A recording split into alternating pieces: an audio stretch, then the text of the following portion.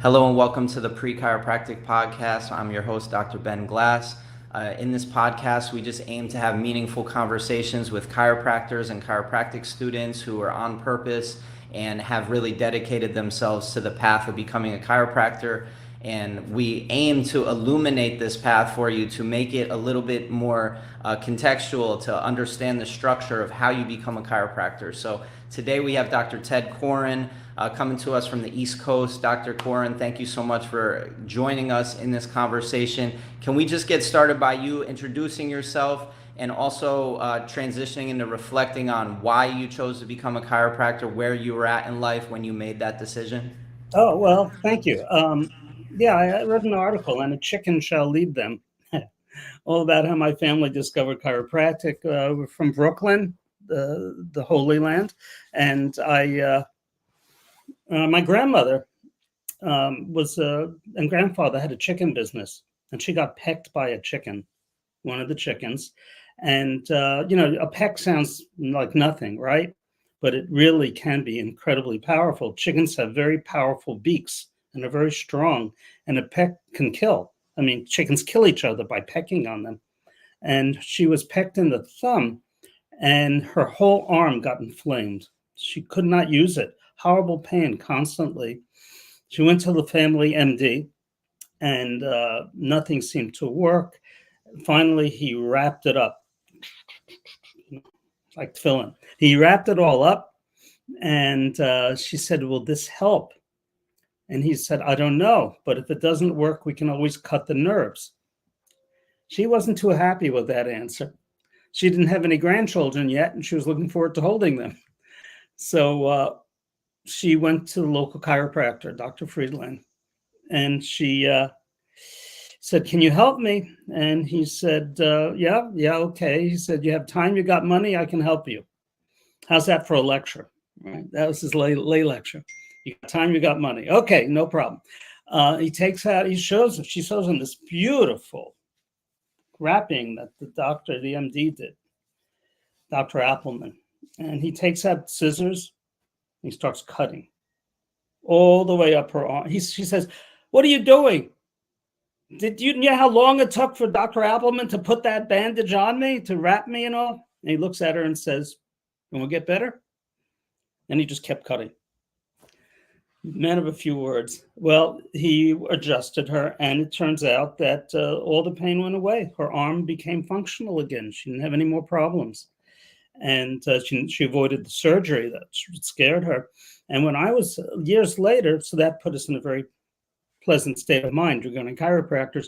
When I was about 9 or 10 years old, I got pneumonia, and I wound up staying with my grandmother, and the MD came and gave me a shot. I have no idea what that shot was. I was supposed to get 3: Monday, Wednesday, and Friday. Oh, Monday he gave me the shot. I think he struck a sciatic nerve because I was paralyzed on my waist down from one side. Couldn't walk. Terrible pain.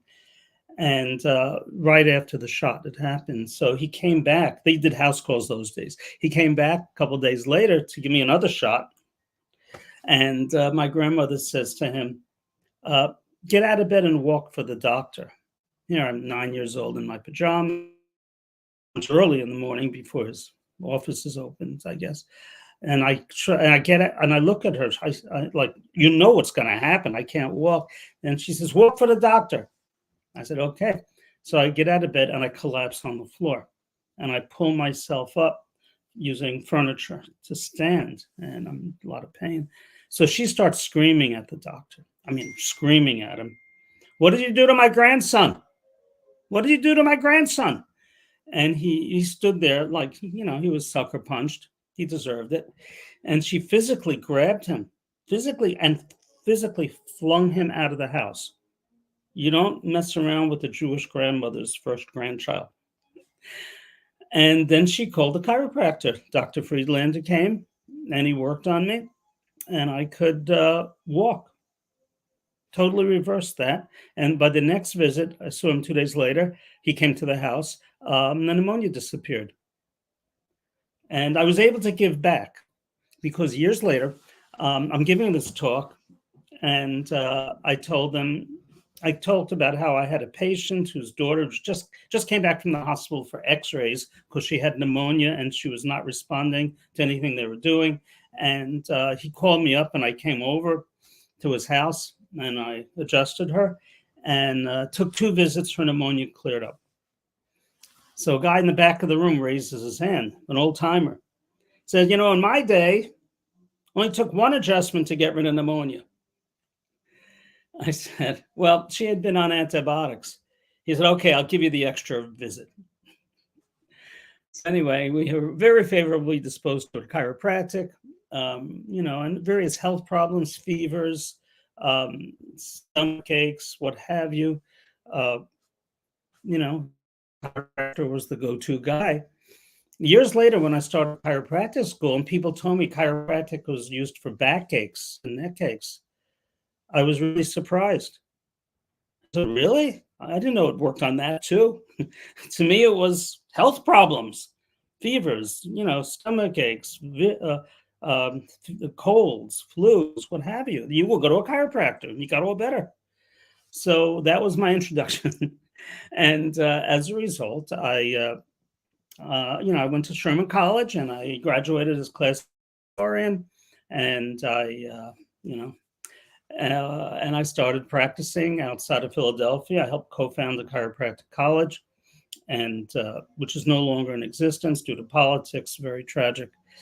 The world is all the lesser for that. And I started, and then I was in a really bad accident, and nobody could help me. I was disabled, and I couldn't use my hands. I gave up my license to practice.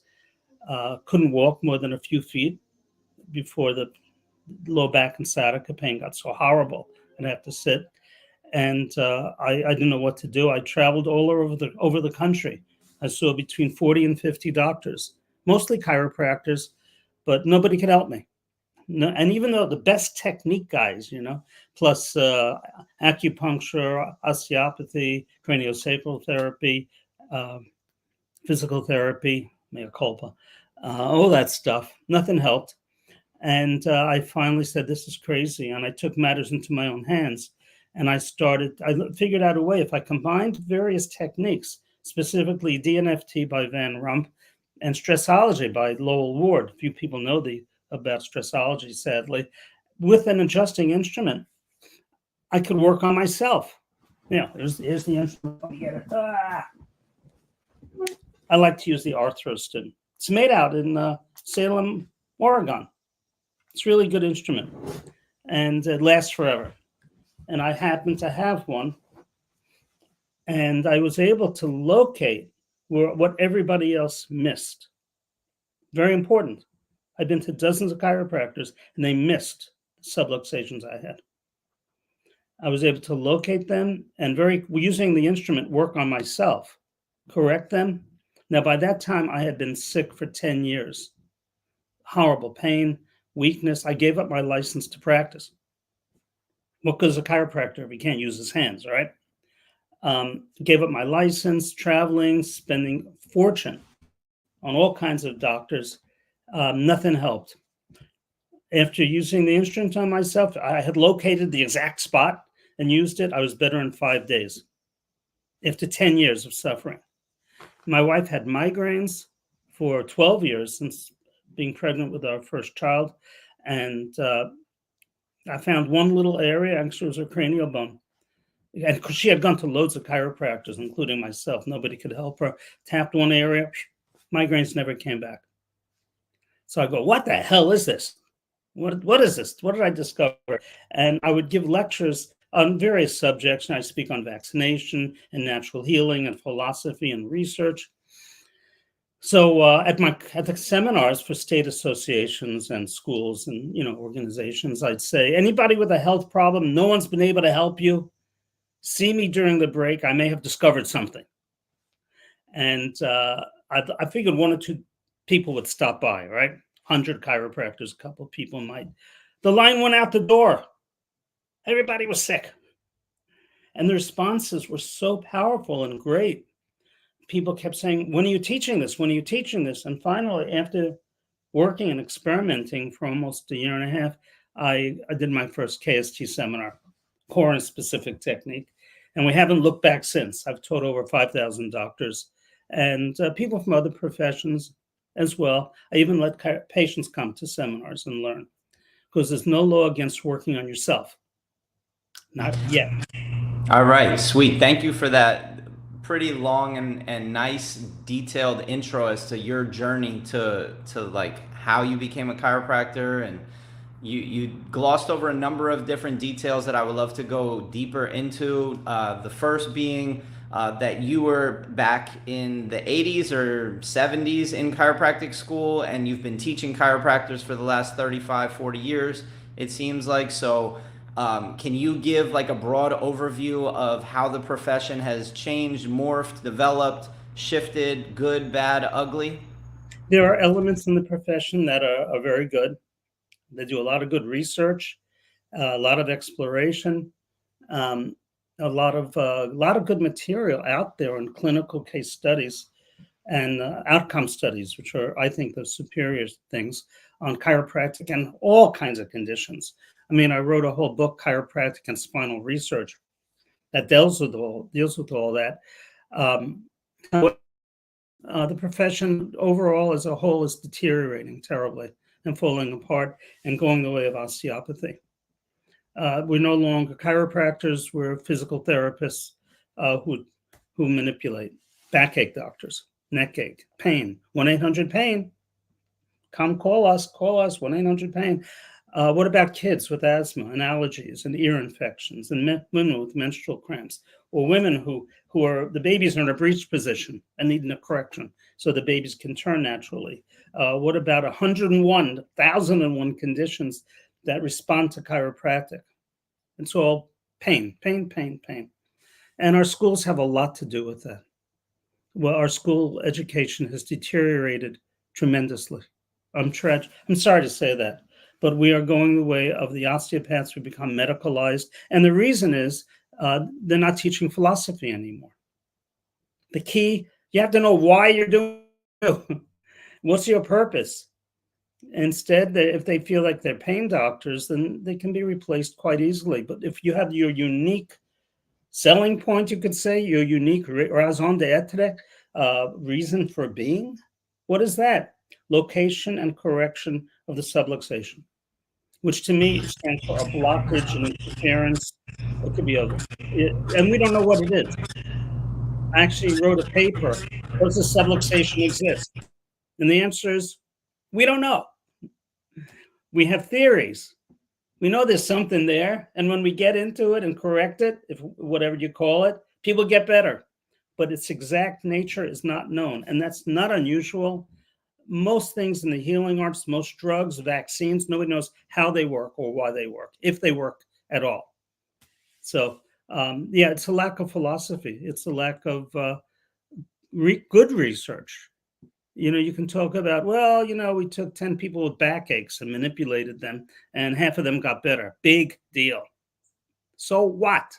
What's the purpose of what you're doing? I once did a study. I was asked to come to a high school and take care of runners. And KST is very specific. You can really find stuff. And I didn't know it at the time, but of the 12 runners I was asked to work on, 4 of them had asthma. And I told the coach which ones had asthma. They didn't tell me, because I knew the exact spot in the spine that was related to lungs and breathing, and corrected it. They were very impressed. Mm-hmm. I was impressed. No, thank you for keeping it real and just being transparent about how you view the profession, the direction it's going. I'm right there with you. And in an effort to be solution oriented and also to just think outside of the box of like what the current state is and what could be, without trying to necessarily get at the heads of the school's neck right at this moment, but just more talk about what can be done for parallel curriculum, for preparing students before they go to chiropractic school by introducing them to the philosophy, having them go deep, with the science, art, philosophy, in the communication on their college campuses through maybe a pre-chiropractic infrastructure. I'm just curious what your thoughts are on how we can really shift the Mm. pathway to become a chiropractor, so that by the time they're making the decision to go to chiropractic school, they've already been to multiple offices, they've read multiple philosophy texts or research papers, they've studied the science research, the articles, they've gotten exposure through this podcast, but also just by their own experience being in offices. What's your thoughts on that? I guess I'm interested in what your feedback is before we move on. Yeah, well, you allude to it, that it's the influence before they start chiropractic school. So podcasts such as yours and positive influences, really the student gets into school with a preconceived idea. Um, and kids that have a really good background in philosophy and understanding, had a good doctor who was a teacher. So doctor is a teacher. So when they have a good background and have been taught properly, they won't be so messed up when they go to school. They will be messed up. I've seen kids come out of school pseudo medical doctors. I said, why be a third rate MD when you can be a first rate chiropractor? Also, it's more fun. But yeah, it depends on the influence. I mean, people go on my website, korenwellness.com. There's a lot of free stuff there. Okay. There's a lot of free articles that I've written, blogs, and Which information. specific ones do you think which specific resources that you've created do you think would be ideal or really helpful for a pre-chiropractic student who's preparing themselves to go into the chiropractic educational experience, and will open their eyes, maybe form some sort of framework for them to approach their journey with a map or a guide map or a Yeah, set just of. sure. Oh, that's easy. The patient brochures I wrote. I wrote about 80 of them. Koren Publications still sells many of them. Here you go. Da-da-da-da. I don't know if you've seen these. It's my little office. But yeah, brochures, patient brochures, loads of them. And they all say different things. Many of them are very philosophical. Give them a bunch of those to read. In this world of short attention span, you don't have to give them a 500-page book. Just give them a few brochures and say, read these. Come back with me. What do you think? Got to start somewhere. Start easy. Talk about all the great patients you've taken care of. And I'm not denigrating the fact that people are motivated by pain.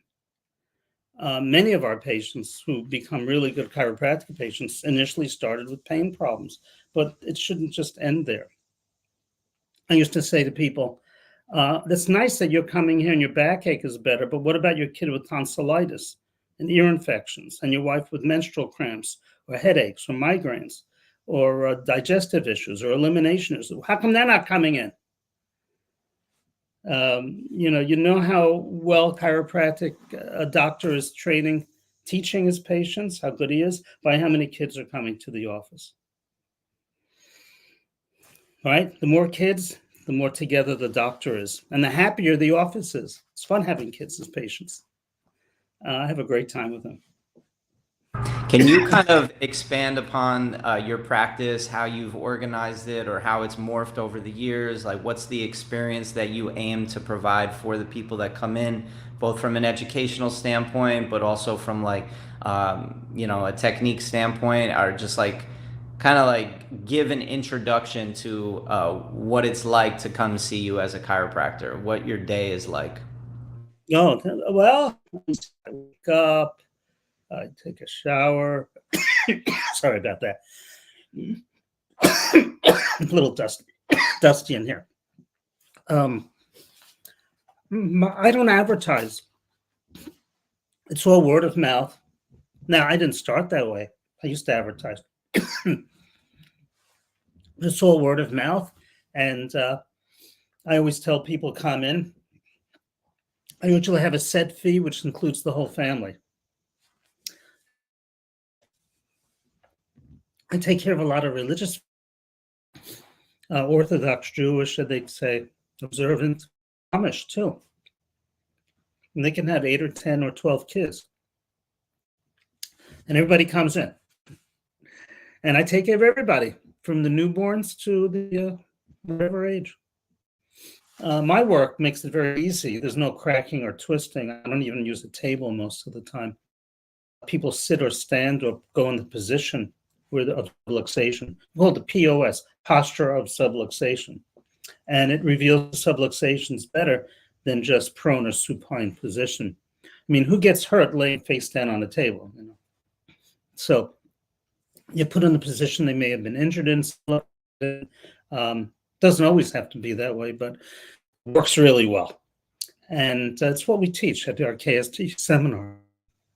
Don't look at me for running an office. That's not my thing. I could have 10 times more patients. I don't want it right now. I'm too busy writing and teaching and what else? And studying. Well, just like if we hone in on that, because not everybody is going to want to practice. Some people are going to want to write. Some people are going to want to teach. If you were speaking to chiropractic students who are interested in following that path, what kind of advice would you give to them? How would you guide them as far as becoming better writers or dedicating themselves to writing for the chiropractic profession or teaching within the chiropractic profession? It would be great if it could teach. I would love to see that. Unfortunately, the teachers tend, what do they say? Those who can't do, teach. Those who can't teach gym. Remember that? Anyway, I don't know. The teachers, now at Sherman and at ADIO, where I taught Pennsylvania College, the idea was the teachers should have good experience practicing and be successful. Unfortunately, you don't see that in a lot of the schools. They're often the ones who couldn't make it go into teaching. And that's not to say if you want to go into teaching, you're not a good chiropractor. Not at all. My suggestion is always to, I don't know. What do I want them to do? That's a good question. My dream was always to practice and teach. I couldn't do one without the other. I would not know nearly anything I know today if I had stopped practicing. Now, I had stopped for a while when I was in severe pain, when, after that accident. And that's what led to the discovery of KST. But I was always working on patients. To me, every patient has something to teach me, every single one. And I would often get the most difficult people that no one else could help. So my patients are my teachers. I couldn't see myself not seeing patients. And I don't think it's a good thing for a doctor not to see patients. I don't think it's a good idea just to sit in your cubicle and write. You'll stagnate that way. So to me, that's not the way I would go. And I was wondering if you could reflect back on that moment in life when you were part of the founding team for ADIO, Pennsylvania College of Chiropractic. One of my biggest mentors was Arno Bernier. He just passed away this week. I imagine you were right there with him. If you could maybe share a story of you and him, or of that time of your life and what you were up to with that, like where the inspiration came from to start that college, and maybe a little bit of why it's not with us anymore. I'm curious. There were a lot of really great principals, doctors in this area, this part of Pennsylvania. I mean, a lot of really good people who were doing a lot of support of Sherman College and, donating and what have you, and life and all. And I said, you've got such great potential here. You're in the Northeast, for God's sake. Sherman is in Spartanburg. Who's going to Spartanburg? The life is in Atlanta. You want to go down south? Be my guest. But you got the Northeast. And I was the instigator. I got a whole lot of doctors together to discuss it. I had no money. I just got out of a box on the wall, believe it or not. Nobody now.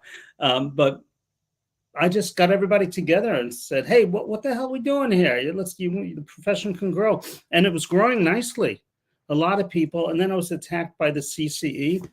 another, which is another, it's an acronym for Council for Chiropractic Elimination.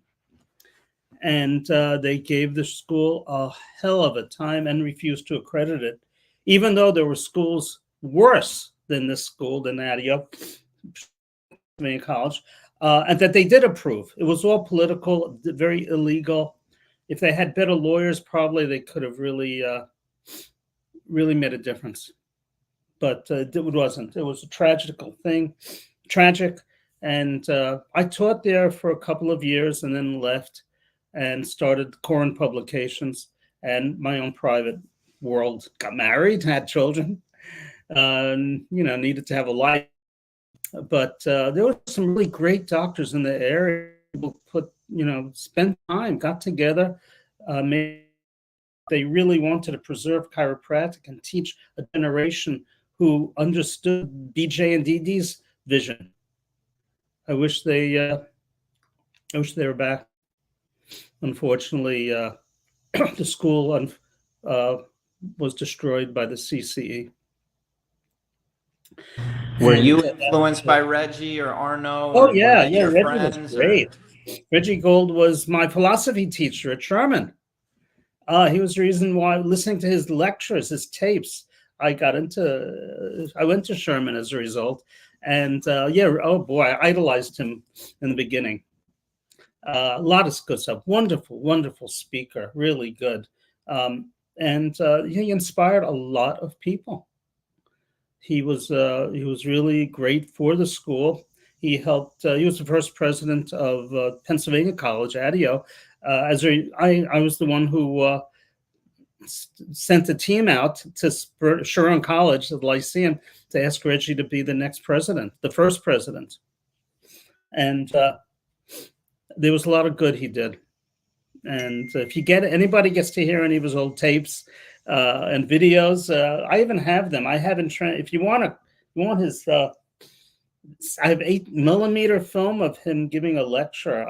If you want it, I can send it to you. If you want to transcribe it or digitize it, let me know, because it's just sitting here. Nobody's watching it. So let me know if you'd be interested in it. No, absolutely. I watched I listened to a lot of the lectures that he gave. They were, I believe, provided to me through the library, but being at Life West Library recently, they've gotten rid of a lot of the old material that was, quite frankly, the chiropractic material, and replaced it with a lot of wellness-related information books, but not necessarily the chiropractic philosophy and the people who are on fire for chiropractic. Even Arno had put out a series of tapes as well that most people don't know about. And anyway, I'm just curious, having had him this past week, do you have any stories of Arno that you remember or care to share? Well, Arno and I went to Sherman together. And in fact, when I first moved to Spartanburg, we stayed in Spartan Villa apartments. And he was living next door with a few other students. So we got to know each other pretty well. And we never hung out, though. He was a class above mine. I was a lower classman, so I was inferior. So Arno never really hung out together. We never spent time together. I can't tell you any great stories. Okay, no problem. I just was curious because I know when I was a student, you came and you gave a talk at one of the Life West sort of annual events, and it was an amazing conversation, I believe, about the philosophy of chiropractic. And there was also information about how the philosophy ties in with our understanding of vaccination and immunization and the immune system. And I was wondering if you could kind of just maybe plant the seed in the mind of the listeners of like how studying vaccination or studying the immune system or studying the body and physiology and how it ties in with chiropractic philosophy, and maybe just pique their interest in going deeper into the philosophy? Sure. Chiropractic is based on empirical philosophy, means learning from the body. And medicine is rational, they call it, or mechanistic, which we have theories and we see how, let's try this or try that. It's really a philosophical battle. There is nothing scientific about vaccination. There's nothing scientific about modern medicine. In fact, if you open up the first page of Cecil and Loeb's textbook of medicine, first line is medicine is an art. People think that vaccination is scientific, medicine is scientific. They couldn't be further from the truth. And their philosophy is, let's try this and let's hope it works. We are all guinea pigs when it comes to vaccination. The one bright spot about the COVID shot is that it made people aware of how dangerous untested vaccines are. They're saying, wow, my God, this COVID shot is not tested. People are dying of myocarditis. They get boosters and you get dementia. Biden, right? And you're getting all these cognitive problems after the shot, and the death rate has increased tremendously. It's not tested well. And my attitude was, where have you been for the last 75 years? None of them are tested. None of them are any good. None of them work. When kids, during the COVID insanity, the whole shamdemic was pathetic. But during, parents were afraid to go bring their baby to the doctor. You don't bring the baby outside. COVID is lurking. I take the baby out, and in a tree next door, there's COVID off the tree and land on your baby and kill it. I mean, people were nuts. And everybody has to wear masks. Later, it was revealed by Fauci himself that there was no science behind the mask. Just seemed like a good idea. Same thing with 6 feet distance. Why? We just thought it would be a good number. One woman wanted 12 feet. I mean, I saw a photo of a couple who got married and they were kissing through a mask. This is how insane everybody got. It's all based on fear. So anyway, as a result of not bringing their babies for well baby visits, and this has been written up, by the way, I put it in my one of my blogs on my website. Anyway, as a result of people not doing it, crib death dramatically dropped. Crib death. SIDS, sudden infant death syndrome, practically disappeared, dropped dramatically. Why? Because people were keeping their babies home, giving their babies wellness shots. Now, as we all know, whenever you insult a biological system with stress, the symptoms can range from to fatality. You throw anything, anytime you stress about biological systems, throw a bomb in a schoolyard. Some kids will be killed, some will be major hurt, minor hurt, a little hurt, some won't get affected. It's the same thing with any stress on a physical body. Sometimes people are killed and sometimes they're not. Why am I saying this when it comes to crib death? It's because the deaths are maybe of 1% or less of all the kids that are damaged. We have that, but do we have allergies, asthma, ADD, ADHD? This is all from the shots. And the MDs are absolutely refusing to acknowledge it and take responsibility for it. And I give a whole talk on vaccination. These diseases were almost totally gone when shots came out. Death from measles dropped 98% before the shot. Give me a break. Is this really benefiting anybody? So, I get on a high horse sometimes. But it's important because this is killing children and ruining lives. I'm sorry, I have to go. My daughter is in Israel, and the Shabbos is starting there soon. So Thank you.